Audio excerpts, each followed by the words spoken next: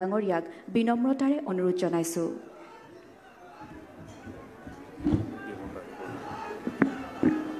অসমৰ মাননীয় মুখ্যমন্ত্ৰী আমাৰ আটাইৰে শ্ৰদ্ধাৰ অসমৰ স্বপ্নদ্ৰষ্টা ডক্টৰ হিমন্ত বিশ্ব শৰ্মা ডাঙৰীয়া,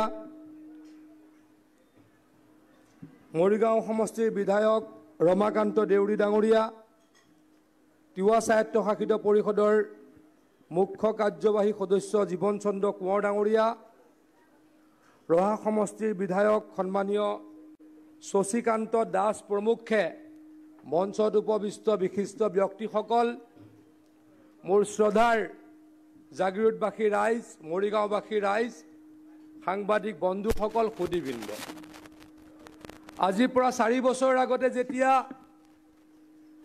জাগিৰোড সমষ্টিত নিৰ্বাচনত অৱতীৰ্ণ হৈছিলোঁ দ্বিতীয়বাৰৰ বাবে, সেইখিনি সময়ত জাগিৰোডৰ ৰাইজৰ আগত প্ৰতিশ্ৰুতি দিছিলোঁ যে যদি আপোনালোকে মোক আকৌ জিকায়, আমাক যদি আকৌ জিকায়, তেতিয়াহ'লে জাগি ভকত গাঁৱৰ অৰ্ধনিৰ্মিত দলংখন আমি বনাবলৈকে আপ্ৰাণ প্ৰচেষ্টা চলাম। সেইখিনি সময়ত অন্য এটা প্ৰতিশ্ৰুতি দিছিলোঁ যে জাগি ভকত গাঁৱৰ পৰা 7 কিলোমিটাৰ 8 কিলোমিটাৰৰ ভিতৰত অসমৰ অন্যতম এখন মেডিকেল কলেজ স্থাপন কৰিবলৈ চেষ্টা কৰিম। সেই ইলেকশ্যনত এই প্ৰতিশ্ৰুতি দিছিলোঁ যে যদি আকৌ দ্বিতীয়বাৰৰ কাৰণে জাগিৰোডৰ পৰা নিৰ্বাচিত হওঁ, তেতিয়াহ'লে লাহৰীঘাটৰ 14 কিলোমিটাৰ অঞ্চলত ব্ৰহ্মপুত্ৰ নদীৰ কাষত মথাউৰি মাৰিম আৰু মৰিগাঁৱৰ ৰাইজক, জাগিৰোডৰ ৰাইজক, লাহৰীঘাটৰ ৰাইজক বানপানীৰ পৰা মুক্ত কৰিম। শ্ৰদ্ধা ৰাইজ, আপোনালোকৰ আশীৰ্বাদত দ্বিতীয়বাৰৰ বাবে সেই নিৰ্বাচনত জয়লাভ কৰিলোঁ আৰু অসমৰ মুখ্যমন্ত্ৰী হ'ল আমাৰ অতি শ্ৰদ্ধাৰ ডক্টৰ হিমন্ত বিশ্ব শৰ্মা ডাঙৰীয়া। আজি আপোনালোকৰ আগত ক'বলৈ পাই সুখী হৈছোঁ যে 16-17-21 চনৰ নিৰ্বাচনত যি 3টা প্ৰতিশ্ৰুতি দি আপোনালোকৰ পৰা ভোট বিচাৰিছিলোঁ, সেই 3টা প্ৰতিশ্ৰুতি আখৰে আখৰে পালন কৰিবলৈ সক্ষম হ'লোঁ। জাগি ভকত গাঁৱৰ পৰা 7 মিনিটৰ দূৰত বঘৰাত মেডিকেল কলেজৰ কাম পূৰ্ণগতিত চলি আছে। 14 কিলোমিটাৰ মথাউৰি লাহৰীঘাটত আমি বনালোঁ আৰু আজি আমাৰ এই কপিলী নদীৰ দলংখন ৰাইজৰ কাৰণে মাননীয় মুখ্যমন্ত্ৰী ডাঙৰীয়াই শুভাৰম্ভণি কৰিলে। আজি যে এই 3টা প্ৰতিশ্ৰুতি মই দিছিলোঁ, সেই প্ৰতিশ্ৰুতিকেইটা পালন কৰিব পাৰিলোঁ একমাত্ৰ অসমৰ মাননীয় মুখ্যমন্ত্ৰী হিমন্ত বিশ্ব শৰ্মা ডাঙৰীয়াৰ কাৰণে। হিমন্ত বিশ্ব শৰ্মা ডাঙৰীয়াই যদি জাগিৰোডৰ ৰাইজক মৰম নকৰিলে হয়, নতুন অসমখন বনাবলৈ প্ৰত্যেক দিনাই দিনে ৰাতিয়ে কাম নকৰিলে হয়, এইখিনি কাম কৰিবলৈকে সক্ষম নহ'লো হয়। এইখিনি একেবাৰে সৰু কাম নাছিলে। ব্ৰহ্মপুত্ৰৰ ওপৰত বছৰ পাছত বছৰ কংগ্ৰেছ চৰকাৰ থাকিলে, মথাউৰি বনাব নোৱাৰিলে, এই দলংখন সম্পূৰ্ণ কৰিব নোৱাৰিলে, মৰিগাঁও জিলাত মেডিকেল কলেজ বনাব নোৱাৰিলে। কিন্তু হিমন্ত বিশ্ব শৰ্মা ডাঙৰীয়াৰ চৰকাৰৰ দিনত তেখেতে এই গোটেইকেইটা কাম কৰি মৰিগাঁৱৰ ৰাইজক যে ভাল পায়, জাগিৰোডৰ ৰাইজক যাতে তেখেতে ভাল পায়, সেয়া প্ৰমাণ কৰিলে। শ্ৰদ্ধা ৰাইজ, এই প্ৰতিশ্ৰুতি পালনৰ ওপৰত আমি যাবলৈকে সক্ষম হ'লোঁ। জাগিৰোডে নতুনকৈ আকৌ প্ৰাণ পালে। জাগিৰোড অসমৰ মানচিত্ৰত, ভাৰতবৰ্ষৰ মানচিত্ৰত এই মুহূৰ্তত বহুল উচ্চাৰিত এটা নাম, কিয়নো এই জাগিৰোডলৈকে ছেমি কণ্ডাক্টৰ ইণ্ডাষ্ট্ৰী আহিলে। এই ইণ্ডাষ্ট্ৰী কোনে আনিলে? মাননীয় মুখ্যমন্ত্ৰী হিমন্ত বিশ্ব শৰ্মা ডাঙৰীয়াই আনিলে। হিমন্ত বিশ্ব শৰ্মা ডাঙৰীয়াই আৰু এখন নেইলেট বুলি ইউনিভাৰ্চিটি জাগিৰোডলৈকে আনিবলৈকে সক্ষম হ'ল। কেইদিনমানৰ আগতে হিমন্ত বিশ্ব শৰ্মা ডাঙৰীয়াই মোক ফোন কৰিছিলে যে জাগিৰোডৰ ছেমি কণ্ডাক্টৰ ইণ্ডাষ্ট্ৰীৰ ওচৰত যদি ক'ৰবাত আছে 1000 বিঘা মাটিচা, হিমন্ত বিশ্ব শৰ্মা ডাঙৰীয়াৰ নিৰ্দেশক সৰুগত কৰি আমাৰ ধৰমটোল আৰু আহতগুৰিৰ মাজৰ চিপিৰি আৰু দৌৰাদুবি পথাৰত 1000 বিঘা মাটি আমি উলিয়াই দিছোঁ। আৰু মই জানো মাননীয় মুখ্যমন্ত্ৰী ডাঙৰীয়াই তাতো নতুনকৈ কিবা কৰাৰ কাৰণে প্ৰচেষ্টা চলাই আছে। মুঠৰ ওপৰত এইদৰে হিমন্ত বিশ্ব শৰ্মা ডাঙৰীয়াই জাগিৰোডৰ কাৰণে, মৰিগাঁৱৰ কাৰণে, অসমৰ কাৰণে দিনে ৰাতিয়ে কাম কৰিছে। হিমন্ত বিশ্ব শৰ্মা ডাঙৰীয়াৰ মুখ্যমন্ত্ৰিত্বৰ কালত গুৱাহাটীৰ চাৰিওকাষে কি হ'বলৈ গৈ আছে? ৰিং ৰোড হ'বলৈকে গৈ আছে। এই ৰিং ৰোড ক'লৈকে আহিব?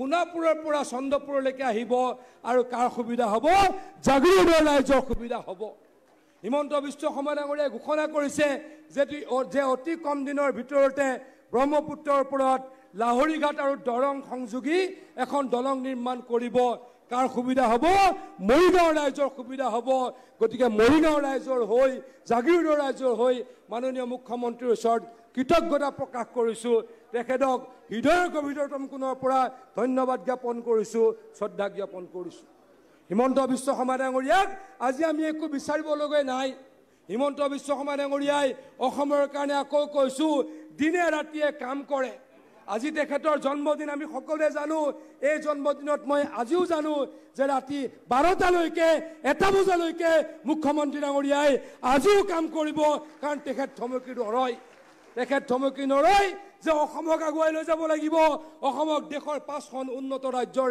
মাজলৈকে লৈ যাব লাগিব শ্ৰদ্ধা ৰাইজ আপোনালোকৰ মাজত আজি ক'ব বিচাৰিছোঁ যে হিমন্ত বিশ্ব শৰ্মা ডাঙৰীয়াই এই যে অসমক দেশৰ 5খন উন্নত ৰাজ্যৰ মাজলৈকে লৈ যাব লাগিব বুলি এই কথা মুখ্যমন্ত্ৰী হৈ কোৱা নাই আজি প্ৰায় 20 বছৰ আগতে হিমন্ত বিশ্ব শৰ্মা ডাঙৰীয়া যেতিয়া মন্ত্ৰী আছিল তেতিয়াৰ পৰাই কৈছিল যে অসমক দেশৰ 5খন উন্নত ৰাজ্যৰ মাজলৈকে আমি লৈ যাম এই সপোন নিশ্চয়কৈ পৰিণত হ'ব ইয়াৰ উদাহৰণ আমি জাগিৰোডৰ টাটা সেমিকণ্ডাক্টৰ ইণ্ডাষ্ট্ৰী দেখা পাওঁ এই সপোন তেখেতৰ দিনতে পূৰণ হ'ব আমি দেখা পাওঁ গুৱাহাটী কেন্দ্ৰিক কি হ'ব গুৱাহাটী কেন্দ্ৰিক ৰিং ৰোড হ'ব তেখেতৰ দিনতে আমি কি দেখা পাইছোঁ ডিব্ৰুগড়ত এখন নতুন ৰাজধানী স্থাপন হ'ব আমাৰ বৰাক ভেলীত নতুন সেক্ৰেটাৰিয়েট মিনি সেক্ৰেটাৰিয়েট আৰম্ভ হ'ব মুঠৰ ওপৰত সকলোৰে কাৰণে কাম কৰিছে কোনে হিমন্ত বিশ্ব শৰ্মা ডাঙৰীয়াই কৰিছে অসমৰ প্ৰত্যেকজন অৰুণোদয়ৰ পৰা আৰম্ভ কৰি মেডিকেল কলেজৰ পৰা আৰম্ভ কৰি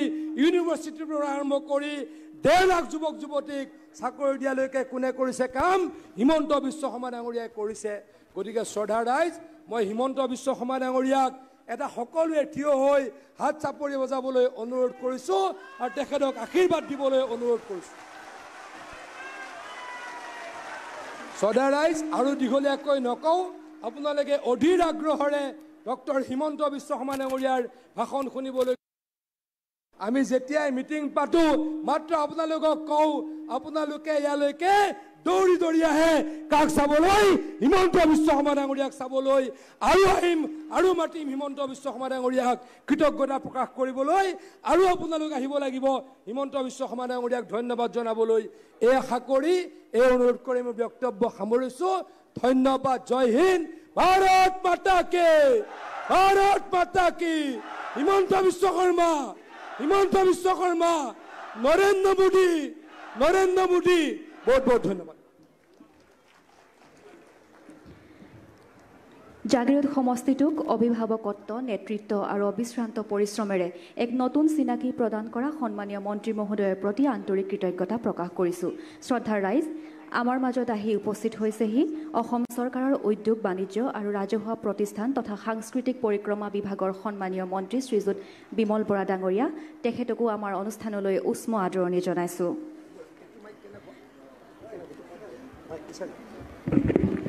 হেল্ল' এইটোতে ক'ব পাৰিব এইটো বেয়া খুব এইটোতে ক'ব এইটো মই চোৱা নাছিলোঁ এইটোতে ক'ব লাগিব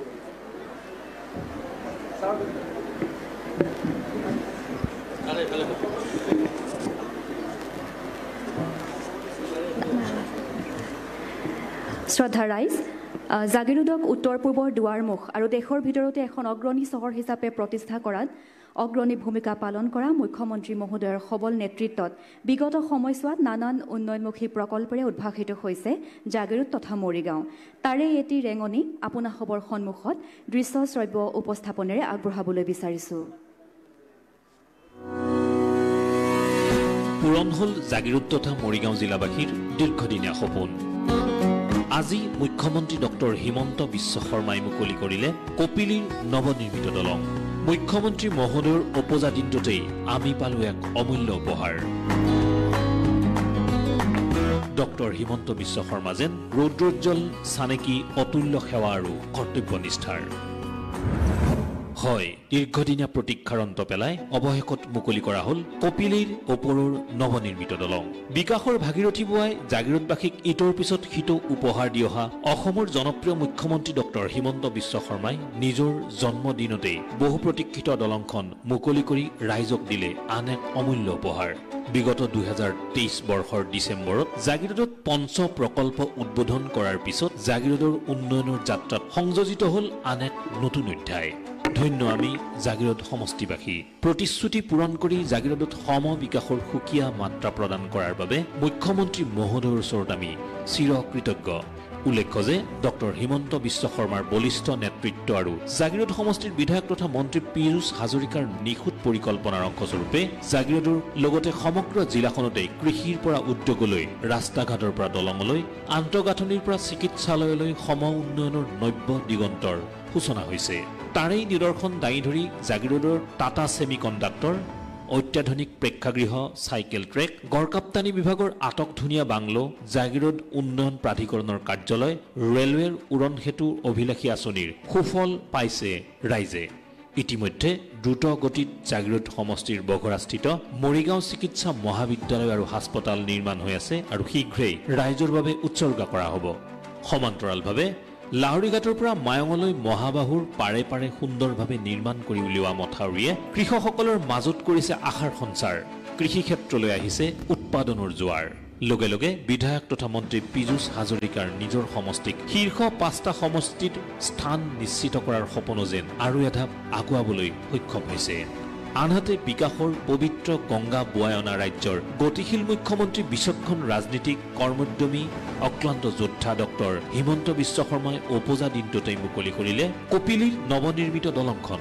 এই বিশেষ দিনটোত মুখ্যমন্ত্ৰী মহোদয়ক জাগিৰোডবাসীৰ তৰফৰ পৰা জনাইছো আন্তৰিক কৃতজ্ঞতা আৰু অভিনন্দন। উপজা দিনৰ একাশ ৰোদ উন্মুখ শুভেচ্ছা। স্বকীয় শৈলীৰে তেখেতৰ সবল নেতৃত্বত ৰাজ্যজুৰি বৈ থাকক প্ৰগতিৰ ফলগোধাৰা।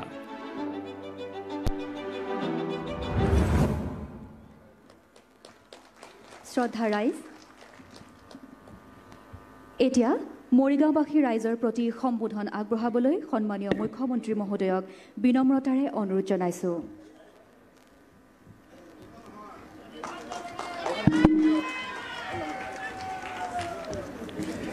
কেনেকুৱা খবৰ সকলোৰে? একদম ভাল? সঁচাই ভালনে? তেতিয়াহ'লে মোৰ লগত একদম ডাঙৰ কৰি ক'ব, ভাৰত মাতা কি, ভাৰত মাতা কি, নৰেন্দ্ৰ মোদী, নৰেন্দ্ৰ মোদী। বহুত বহুত ধন্যবাদ। সভাত উপস্থিত অসম চৰকাৰৰ সন্মানীয় মন্ত্ৰী, জাগিৰোড সমষ্টিৰ ৰাইজৰ হিয়াৰ আমঠু, সন্মানীয় বিধায়ক পীযুষ হাজৰিকা ডাঙৰীয়া, আমাৰ মাজত উপস্থিত অসম চৰকাৰৰ সন্মানীয় মন্ত্ৰী বিমল বৰা ডাঙৰীয়া, ৰহা সমষ্টিৰ সন্মানীয় বিধায়ক শশীকান্ত দাস ডাঙৰীয়া, আমাৰ সকলোৰে সন্মান আৰু আদৰৰ মৰিগাঁও সমষ্টিৰ সন্মানীয় বিধায়ক ৰমাকান্ত দেউৰী ডাঙৰীয়া, আমাৰ মাজত উপস্থিত লোক নিৰ্মাণ বিভাগৰ আয়ুক্ত সচিব ৰাজ চক্ৰৱৰ্তী ডাঙৰীয়া, জিলা আয়ুক্ত দেৱাশীষ শৰ্মা ডাঙৰীয়া, তিৱা অট'নমাছ কাউন্সিলৰ CEM জীৱন চন্দ্ৰ কোঁৱৰ ডাঙৰীয়া,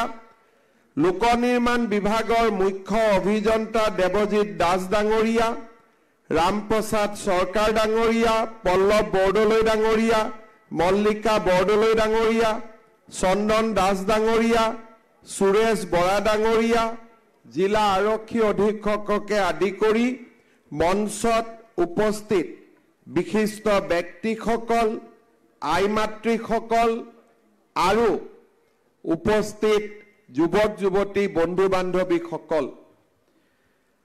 আজি অসমৰ বাবে এটা অতি গুৰুত্বপূৰ্ণ দিন। অলপ আগতে ভাৰতবৰ্ষৰ প্ৰধানমন্ত্ৰী ডাঙৰীয়াৰ প্ৰেৰণাত আৰু আমাৰ সকলোৰে শ্ৰদ্ধাৰ কেন্দ্ৰীয় বিত্তমন্ত্ৰী নিৰ্মলা সীতাৰমণ ডাঙৰীয়ানীয়ে আমাৰ দেশৰ বাৰ্ষিক বাজেট সদনত উত্থাপন কৰিছে। আজিৰ বাৰ্ষিক বাজেটত প্ৰধানমন্ত্ৰী ডাঙৰীয়া আৰু বিত্তমন্ত্ৰী ডাঙৰীয়ানীয়ে ঘোষণা কৰিছে যে বছৰি 12 লাখ টকালৈকে যিসকল লোকে উপাৰ্জন কৰে তেওঁলোকে আজিৰে পৰা এটকাও ইনকাম টেক্স দিব নালাগে। এই আগতে 7 লাখ টকাৰ ওপৰত উপাৰ্জন কৰিলে ইনকাম টেক্স দিবলগীয়া হৈছিল।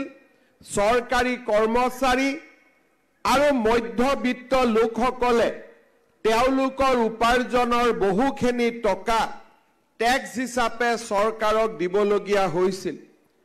মই প্ৰধানমন্ত্ৰী নৰেন্দ্ৰ মোদী ডাঙৰীয়া আৰু বিত্তমন্ত্ৰী নিৰ্মলা সীতাৰমণ ডাঙৰীয়াক ধন্যবাদ জনাইছো যে 12 লাখ টকালৈকে আয়কৰ নিদিয়া যি এই যুগান্তকাৰী সিদ্ধান্ত, এই সিদ্ধান্তই আমাক সকলোকে প্ৰেৰণা যোগাব, ৰাষ্ট্ৰ নিৰ্মাণৰ দিশত আগবাঢ়ি যাবলৈ মধ্যবিত্ত জনগণক প্ৰেৰণা যোগাব।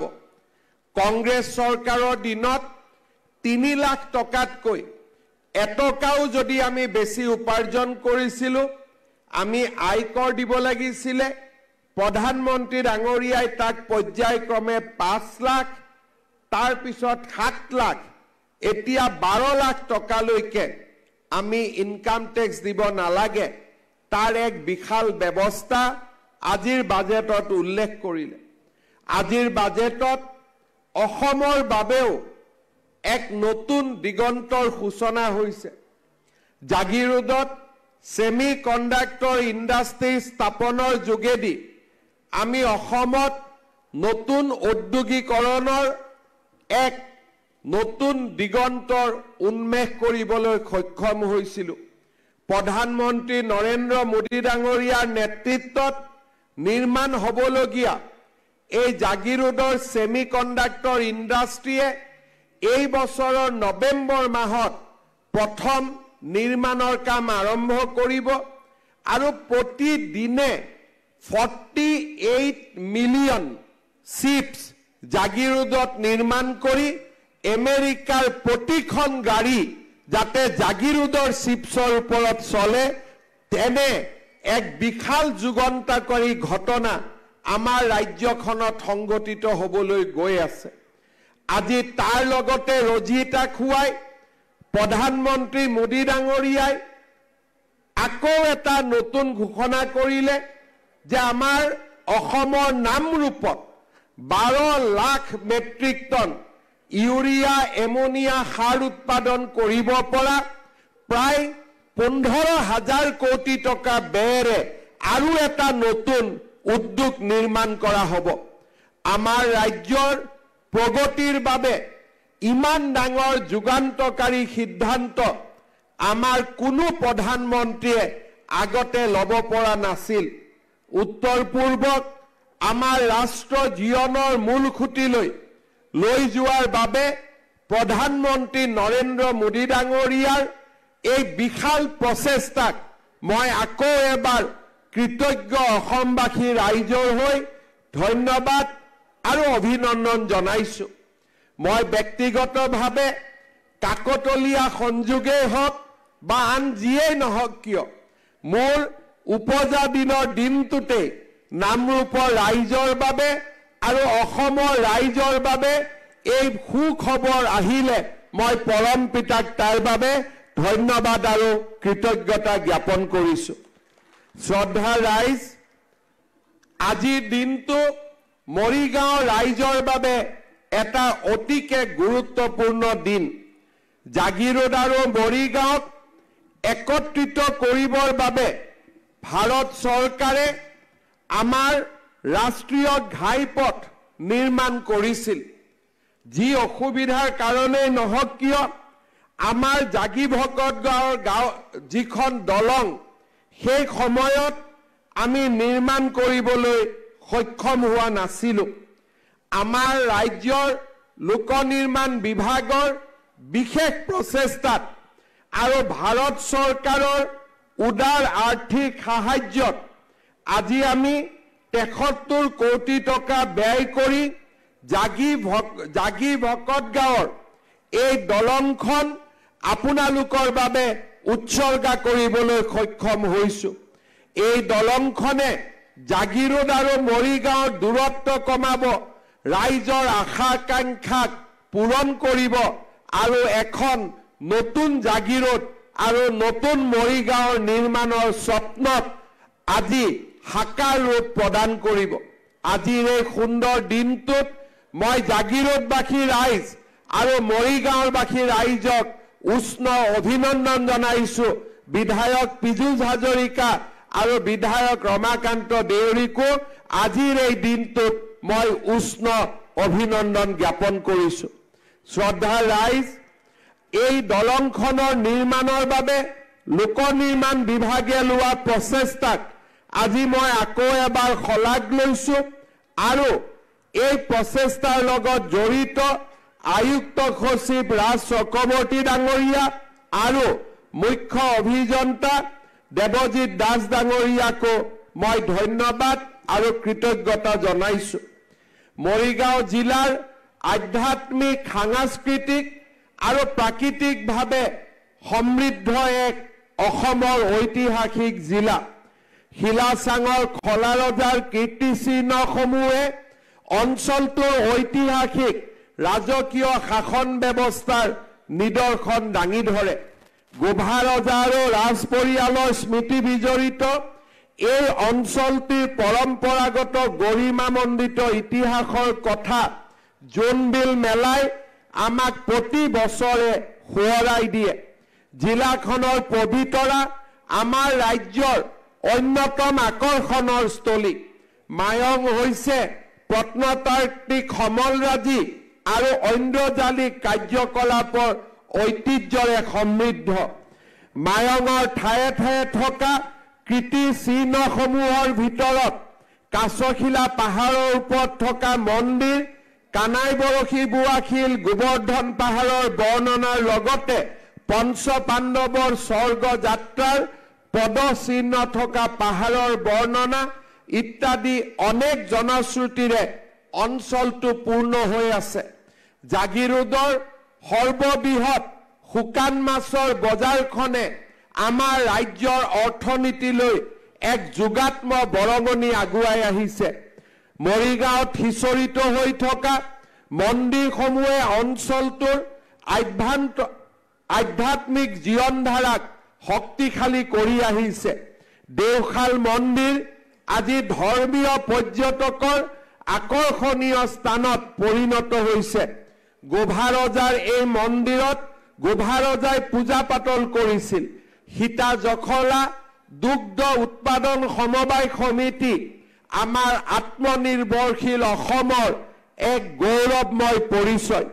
সেইদৰে ব্ৰহ্মপুত্ৰৰ বালিচৰ আৰু পাহাৰৰ নান্দনিক দৃশ্যৰে ভৰপূৰ চনকা বনভোজ আৰু পৰ্যটনৰ জনপ্ৰিয় ঠাই। অসমৰ সাহিত্য জগতৰ কাণ্ডাৰী পুৰুষ লক্ষ্মীনাথ বেজবৰুৱাৰ জন্মস্থান হৈছে আহঁতগুৰি। ঊনবিংশ শতিকাৰ এইগৰাকী মহান সাহিত্যিকে অসমীয়া ভাষা সাহিত্যৰ জগতলৈ আগবঢ়াই যোৱা অৱদান সদায়ে স্মৰণীয় হৈ ৰব। আহঁতগুৰিৰ মহ যুঁজৰো এক চহকী ঐতিহ্য আছে। উচ্চ ন্যায়ালয়ৰ ৰায় অনুসৰি আহঁতগুৰিৰ মহ যুঁজক ঐতিহাসিক ক্ৰীড়া হিচাপে স্বীকৃতি দি ইয়াক যাতে প্ৰতি বছৰে পালন কৰিব পাৰে তাৰ বাবে ৰাজ্য চৰকাৰে অতি সোনকালে বিধানসভাত প্ৰয়োজনীয় আইন মঞ্জুৰি কৰিবৰ বাবেও ইতিমধ্যে সিদ্ধান্ত গ্ৰহণ কৰিছে, যাতে বছৰি আমি আহঁতগুৰিৰ মহ যুঁজৰ খেল আমি চাবলৈ সক্ষম হওঁ। মৰিগাঁও জিলাৰ সম্পদ আৰু সম্ভাৱনাক বিশেষ গতি দি জাগিৰোডত অসম চৰকাৰ, ভাৰত চৰকাৰ আৰু টাটা কোম্পানীয়ে নিৰ্মাণ কৰিব বিচৰা ছেমি কণ্ডাক্টৰ ইণ্ডাষ্ট্ৰীয়ে আজি সমগ্ৰ বিশ্বতে খলকনি তুলিছে।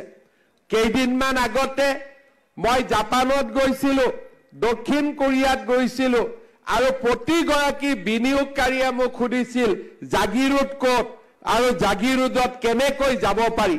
চাওঁতে চাওঁতে সেমি কণ্ডাক্টৰ ইণ্ডাষ্ট্ৰীয়ে আজি জাগিৰোডত বিশ্বৰ আটাইতকৈ গুৰুত্বপূৰ্ণ ঔদ্যোগিক স্থানলৈ ৰূপান্তৰ কৰিছে। শ্ৰদ্ধাৰ ৰাইজ, আজি এই বিকাশৰ গতিক আৰু এক নতুন মাত্ৰা প্ৰদান কৰি যোৱা মাহত মৰিগাঁৱত অসম চৰকাৰে অনুষ্ঠিত কৰা কেবিনেটত আমাৰ মৰিগাঁও জিলাৰ বিকাশৰ বাবে আমি 292 কোটি টকাৰ অনুমোদন দিবলৈ সক্ষম হৈছিলো। অহা কেইটামান দিনৰ ভিতৰতে সেমি কণ্ডাক্টৰ ইণ্ডাষ্ট্ৰীৰ লগতে মৰিগাঁৱত চেণ্ট্ৰেল স্কুল, যিখন জাগিৰোডৰ ৰাইজৰ বহুদিনীয়া ডিমাণ্ড আছিলে যে হিন্দুস্তান পেপাৰ কৰ্পোৰেশ্যন বন্ধ হৈ যোৱাৰ পিছত চেণ্ট্ৰেল স্কুলখনো বন্ধ হৈ গৈছিল, তাৰ অৱস্থা অৱনমিত হৈছিল। আমি এতিয়া নতুন কৰি চেণ্ট্ৰেল স্কুল সেই স্থানতে নিৰ্মাণ কৰিবৰ বাবে সিদ্ধান্ত লৈছো আৰু ভাৰত চৰকাৰেও ইতিমধ্যে তাৰ অনুমোদন জনাইছে। শ্ৰদ্ধাৰ ৰাইজ, মই বিশ্বাস কৰোঁ যে এই যি আমাৰ মৰিগাঁও জিলাক লৈ আমি যি বিকাশৰ সপোন দেখিছো, গুৱাহাটীৰ ৰিং ৰোডে জাগিৰোডক গুৱাহাটীৰ আৰু ওচৰ চপাই লৈ যাব। জাগিৰোডৰ সমীপতে নাৰেংগী কুৰুৱাৰ মাজত দলং আৰু গুৱাহাটীক সামৰি 6 লেনযুক্ত ৰিং ৰোডে মৰিগাঁৱক দৰং, বাইহাটা চাৰিআলি, ৰঙিয়া এফালেদি আৰু আনফালেদি গুৱাহাটী মহানগৰীক মাত্ৰ 10 কিলোমিটাৰৰ দূৰত্বলৈ লৈ আহিব। এনে এক ব্যৱস্থাই জাগিৰোডক অসমৰ ভিতৰতে আটাইতকৈ বিকশিত সমষ্টিলৈ ৰূপান্তৰ কৰিব। জাগিৰোডৰ ৰাইজে অনুভৱ কৰিব যে আজি জাগিৰোড গুৱাহাটীৰ যিকোনো সমষ্টিৰ লগতে ফেৰ মাৰিব পৰা এটা আধুনিক বিকশিত সমষ্টি। ইয়াৰ লগে লগে জাগিৰোডৰ বিকাশ কৰিবলৈ যাওঁতে আমাৰ তিৱা সম্প্ৰদায়ৰ ঐতিহ্যমণ্ডিত সংস্কৃতি আৰু ভূমিৰ অধিকাৰক কোনোপধ্যে যাতে আমি কতো অলপো ক্ষতি হ'বলৈ নিদিওঁ তাৰ ব্যৱস্থাও আমি গ্ৰহণ কৰিছো, যাতে ট্ৰাইবেল বেল ব্লক আৰু তিৱা লোকসকলৰ ঐতিহ্যমণ্ডিত চহকী কলা কৃষ্টি আৰু আমি ভূমিৰ অধিকাৰক সংৰক্ষিত কৰিব পাৰোঁ। শ্ৰদ্ধাৰ ৰাইজ, এতিয়া আমাৰ স্বপ্ন হৈছে জাগিৰোডক ভূটানৰ লগত সম্পৰ্কিত কৰা। ভূটানৰ লগত জাগিৰোডৰ সম্পৰ্ক স্থাপন কৰিবলৈ আমি 132 কিলোমিটাৰ এটা ডাঙৰ নেশ্যনেল হাইৱে বনাবৰ বাবে আমি লাহে লাহে আগবাঢ়িছো। আমাৰ লক্ষ্য হ'ল জাগিৰোডৰ পৰা বাচনা ঘাটলৈ 19 কিলোমিটাৰ পথ নিৰ্মাণ কৰা, বাচনা ঘাটৰ পৰা বুঢ়ীগাঁৱলৈ 40 কিলোমিটাৰ পথ নিৰ্মাণ কৰা আৰু বুঢ়ীগাঁৱৰ পৰা ব্ৰহ্মপুত্ৰক দলঙেদি সংযোগ কৰি ৰৌতাৰে চামৰং হৈ ওদালগুৰি হৈ ভূটানলৈ এটা নেশ্যনেল হাইৱে নিৰ্মাণ কৰা। এই আঁচনিটোৱে মধ্য অসমৰ সমগ্ৰ জীৱন যাত্ৰাৰ পৰিৱৰ্তন কৰিব আৰু জাগিৰোডত ভূটানৰ লগত, গুৱাহাটীক ভূটানৰ লগত, মৰিগাঁও লাহৰীঘাট হৈ ৰৌতা ওদালগুৰি হৈ সংযোগ স্থাপন কৰিব।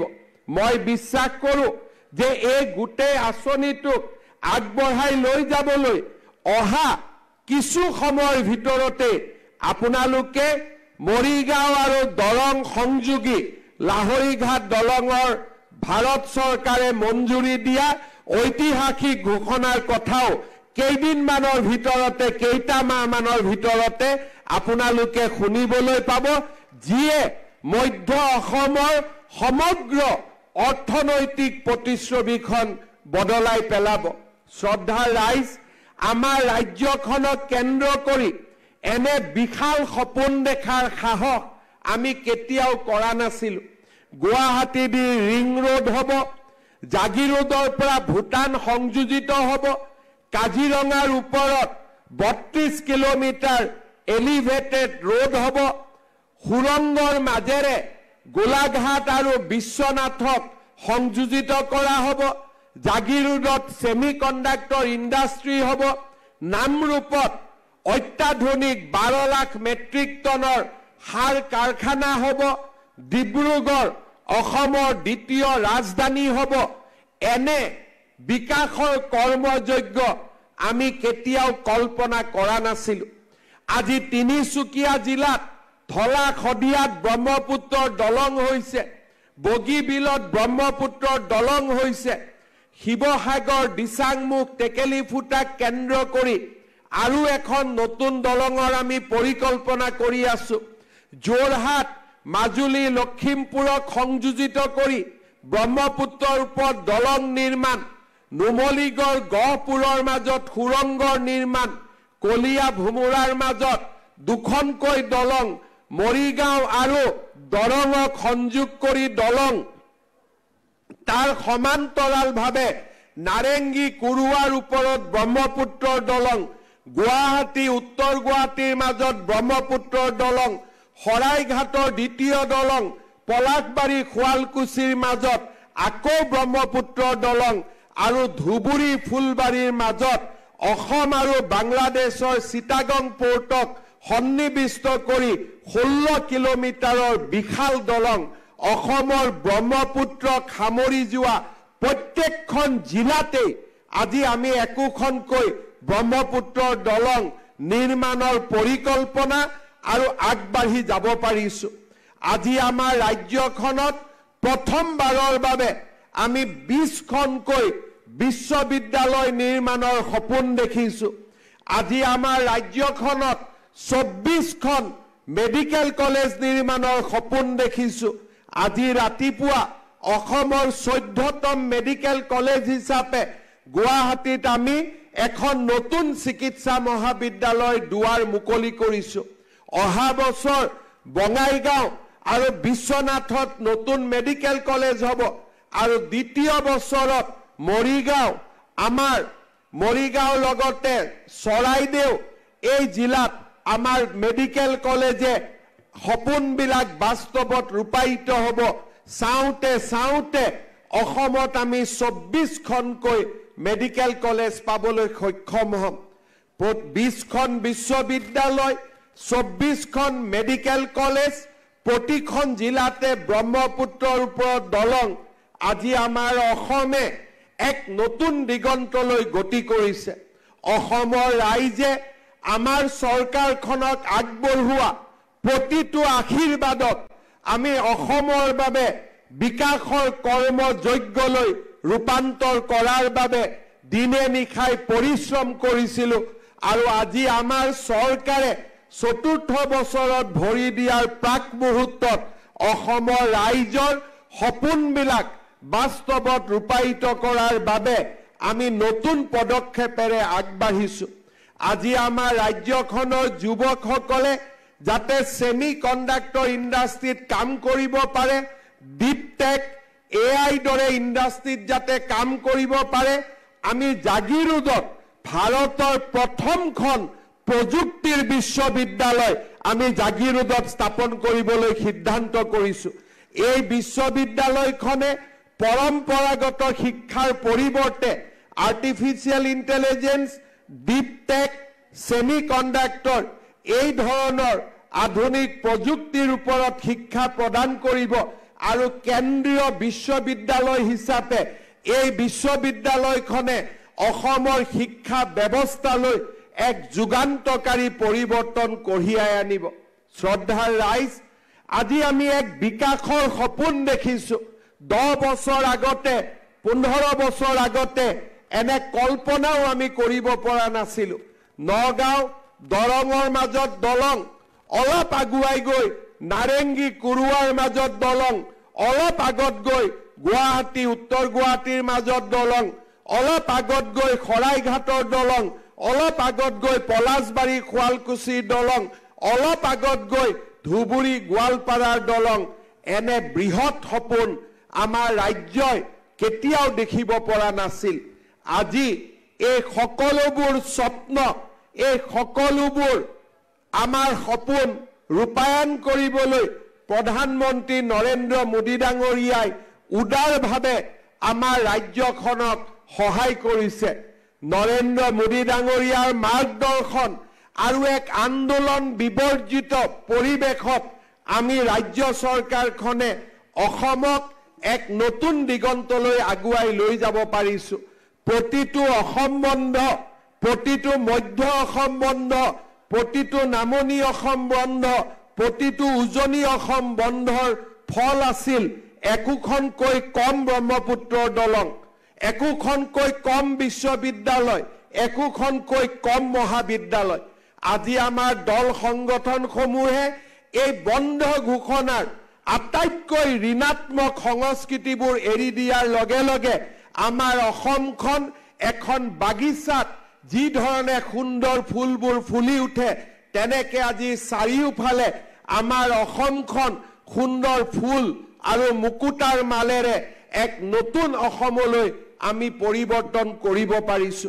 মই আমাৰ ৰাজ্যবাসীক অনুৰোধ কৰিম, এখন আন্দোলন বিবৰ্জিত অসম, এখন হিংসা বৰ্জিত অসম, এখন শান্তিপূৰ্ণ অসমে আমাৰ ৰাজ্যখনক কম সময়ৰ ভিতৰতে ভাৰতবৰ্ষৰ এখন সৰ্বশ্ৰেষ্ঠ ৰাজ্যলৈ ৰূপান্তৰ কৰিব, তাক মই বিশ্বাস কৰোঁ। মই অসমৰ ৰাইজক আহ্বান কৰিম, আহক আন্দোলন নকৰা, বন্ধ ঘোষণা নকৰা, হিংসাৰ প্ৰতি বিৰোধিতা কৰা এই নতুন সংস্কৃতি আমাৰ জাতীয় জীৱনত আমি নিৰ্মাণ কৰোঁ। আৰু তেনে সংস্কৃতি যেতিয়াই আমাৰ নিৰ্মাণ হ'ব, জাগিৰোডত মেডিকেল কলেজ আহিব, সেমি কণ্ডাক্টৰ ইণ্ডাষ্ট্ৰী আহিব, ৰেইলেট ইণ্ডাষ্ট্ৰী আহিব, জাগিৰোডত ভূটানৰ লগত সংযোজিত হ'ব। আৰু যেতিয়াই অসমত আন্দোলন বন্ধ ঘূৰি আহিব, আমি নিৰাশাৰ মাজত এখন দুখ আৰু কষ্টৰ মাজৰ অসমলৈ উভতি যাব লাগিব। সেইবাবে মই অসমৰ যুৱক সমাজক আহ্বান জনাম যে আমি এখন নতুন অসমৰ নিৰ্মাণ কৰিম, আন্দোলন বিবৰ্জিত অসম, হিংসা বিবৰ্জিত অসম, এখন শান্তিপূৰ্ণ অসম, আত্মবিশ্বাসেৰে পৰিপূৰ্ণ অসম। শ্ৰদ্ধাৰ ৰাইজ, বিকাশৰ এই কৰ্মযজ্ঞৰ লগতে সমান্তৰালভাৱে অসমৰ মধ্যবিত্ত আৰু দৰিদ্ৰ জনতাক সকাহ দিবৰ বাবে আমি এটাৰ পিছত এটাকৈ কৰ্মসূচী আগবঢ়াই লৈ গৈছো। যোৱা কেইদিনমান আগতে ডিব্ৰুগড়ত গণৰাজ্য দিৱসৰ পতাকা উত্তোলন কৰি অসমৰ 25,000 নামঘৰলৈ আমাৰ ৰাজ্য চৰকাৰে উদাৰ আৰ্থিক সাহায্য আগবঢ়োৱাৰ কথা মই ঘোষণা কৰিছিলোঁ। যোৱাকালি কেবিনেটত অৰুণোদয় আঁচনিৰ নতুন হিতাধিকাৰীসকলৰ নিৰ্বাচন 31 মাৰ্চৰ ভিতৰত সম্পন্ন কৰিবলৈ আমি সিদ্ধান্ত গ্ৰহণ কৰিছোঁ। মহিলা উদ্যমিতা আঁচনিৰ জৰিয়তে অসমৰ মহিলা আত্মসহায়ক গোটৰ সদস্যসকলক লাখপতি বাইদেউলৈ ৰূপান্তৰ কৰাৰ বাবে আমি হাতত লোৱা আঁচনিখনৰো হিতাধিকাৰীৰ তালিকা মাৰ্চ মাহৰ আগতে চূড়ান্ত কৰিবলৈ আমি সিদ্ধান্ত গ্ৰহণ কৰিছোঁ। 1 লাখ চৰকাৰী চাকৰি দিয়াৰ পিছত আৰু 50,000 যুৱক যুৱতীক চৰকাৰী চাকৰি দিয়াৰ দিশত আমি ধাৱমান হৈছোঁ। চৰকাৰী চাকৰিৰ লগে লগে আত্মবিশ্বাসী এখন নতুন যুৱক সমাজ নিৰ্মাণৰ বাবে প্ৰতিগৰাকী যুৱকক 2 লাখ টকাৰ আৰ্থিক সাহায্য আগবঢ়াই তেওঁলোকক আত্মনিৰ্ভৰ একোজন উদ্যোগী ব্যৱসায়ী ৰূপে নিৰ্মাণ কৰিবলৈ মুখ্যমন্ত্ৰীৰ আত্মনিৰ্ভৰ অসম অভিযান আমি আৰম্ভ কৰিছোঁ।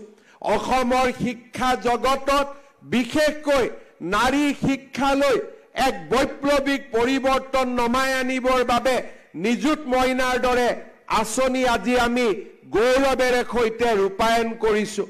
অসমৰ দৰিদ্ৰ আৰু মধ্যবিত্ত সমাজখনক সকাহ দিবৰ বাবে এই বছৰত চাউলৰ লগতে দালি, নিমখ আৰু চেনিও ৰেচন কাৰ্ডৰ জৰিয়তে সুলভ মূল্যত দিবৰ বাবে আমি সিদ্ধান্ত গ্ৰহণ কৰিছোঁ। আমাৰ ৰাজ্যত ধান ক্ৰয়ৰ বাবে কেন্দ্ৰীয় চৰকাৰে আগবঢ়োৱা দামৰ লগতে ৰাজ্য চৰকাৰৰ পৰাও অহা বছৰৰ পৰা ধান আৰু সৰিয়হ তেল ক্ৰয় কৰিবৰ বাবে আমি ৰাজ্য চৰকাৰৰ পৰাও বিশেষ বনাছ ঘোষণা কৰাৰ এক নতুন যুগান্তকাৰী নীতি আমি আৰম্ভ কৰিব খুজিছোঁ, যাতে আমাৰ ৰাজ্যখনক এক নতুন কৃষি বিপ্লৱলৈ আমি আগুৱাই লৈ যাব পাৰোঁ। শ্ৰদ্ধাৰ ৰাইজ, আপোনালোকৰ আশীৰ্বাদত আমি এখন নতুন অসম নিৰ্মাণৰ কামত ব্ৰতী হৈছোঁ। আমাৰ জীৱনৰ প্ৰতিটো পল আৰু প্ৰতিটো ক্ষণ এখন নতুন অসম নিৰ্মাণৰ বাবে আমি সমৰ্পণ কৰিছোঁ। আমি অসমৰ ৰাইজে একেলগে লগ হৈ এনে এক নতুন অসমৰ কল্পনা কৰিছোঁ, যিখন অসমত প্ৰতিগৰাকী অসমীয়াই বীৰ লাচিতৰ বংশধৰ হিচাপে পৰিচয় দিব পাৰে। আমি এনে এখন অসম বিচাৰিছোঁ, যিখন অসমে লোকপ্ৰিয় গোপীনাথ বৰদলৈৰ আধুনিক অসম নিৰ্মাণৰ সপোন বাস্তৱত ৰূপায়ণ কৰিব পাৰে। আমি এনে এখন অসম নিৰ্মাণৰ সপোন দেখিছোঁ, যিখন অসমে প্ৰধানমন্ত্ৰী নৰেন্দ্ৰ মোদীৰ বিকশিত ভাৰত নিৰ্মাণত গঠনমূলকভাৱে বৰঙণি আগবঢ়াব পাৰে। জাগি ভকত গাঁৱৰ এই দলঙৰ নিৰ্মাণৰ সম্পূৰ্ণকৰণে আত্মবিশ্বাসী অসমৰ আকৌ এবাৰ পৰিচয় দাঙি ধৰে। যিসকল সন্মানীয় সাংবাদিক আৰু কংগ্ৰেছ দলৰ নেতা পালি নেতাই জাগি ভকত গাঁও দলংখন সম্পূৰ্ণ নোহোৱাৰ বাবে ইমান দিনে আমাক সমালোচনা কৰি আছিল, আজি তেখেতসকলক মই আহ্বান জনাম, সাহসেৰে নতুন অসমৰ বাবে আজি এটা ভাল শব্দ এই দলংখন নিৰ্মাণৰ বাবে আপোনালোকে লিখক, যাতে আমি সকলোৱে মিলি এখন ইতিবাচক অসম নিৰ্মাণৰ ক্ষেত্ৰত আমি আগুৱাই যাব পাৰোঁ। আমাৰ এই সমষ্টিৰ সাংসদ বা বিভিন্নজনে এই দলংখন নিৰ্মাণক লৈ সমালোচনা কৰিছিল।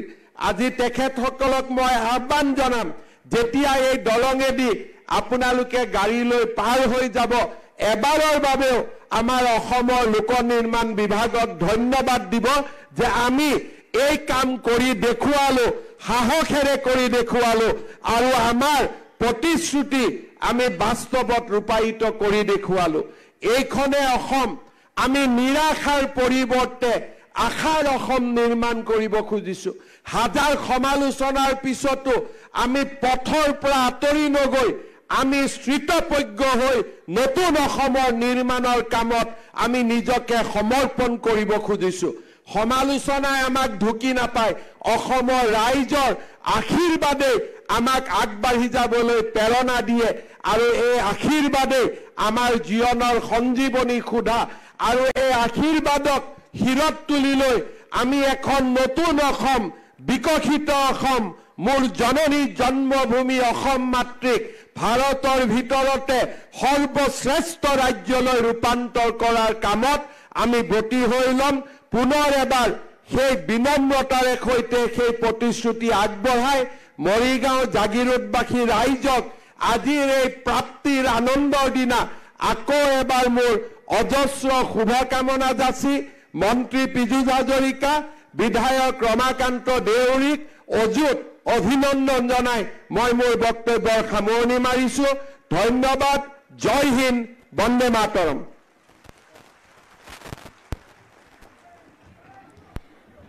অফুৰন্ত কৰ্মস্পৃহা আৰু দূৰদৰ্শিতাৰে অসমক শ্ৰেষ্ঠত্বৰ দিশে আগুৱাই লৈ যোৱা সন্মানীয় মুখ্যমন্ত্ৰী মহোদয়ক আজিৰ এই বিশেষ দিনটোত আমাৰ মাজত পাই আমি সকলো কৃতজ্ঞ তথা গৌৰৱান্বিত হৈছোঁ। তেখেতৰ সবল নেতৃত্বত অসমৰ শ্ৰেষ্ঠত্বৰ উচ্চ শিখৰত আৰোহণৰ যাত্ৰা অব্যাহত থাকক, তাৰেই আন্তৰিক কামনা কৰিলোঁ। শ্ৰদ্ধাৰ ৰাইজ, আমি আহি আনুষ্ঠানিক সভাৰ অন্তিম পৰ্যায়ত উপনীত হৈছোহি। আজিৰ অনুষ্ঠানটিৰ হোষ্ট বৃদ্ধি কৰা সন্মানীয় মুখ্যমন্ত্ৰী মহোদয়, সন্মানীয় মন্ত্ৰী পীযুষ হাজৰিকা ডাঙৰীয়াকে প্ৰমুখ্য কৰি মঞ্চত বিৰাজমান বিশিষ্ট অতিথি